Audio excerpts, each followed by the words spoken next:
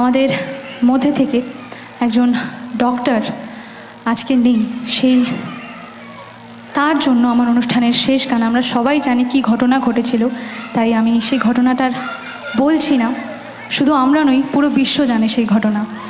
তো তার জন্য অনুষ্ঠানের আমার শেষ গান তাকে ডেডিকেট করে খাত ফিল্ম থেকে অরিজিৎ সিং স্যারের গাওয়া। দেখো আলো এ আলো আকাশ, দেখো আকাশ তারায় ভরা, দেখো যাওয়ার পথের পাশে ছোটে হাওয়া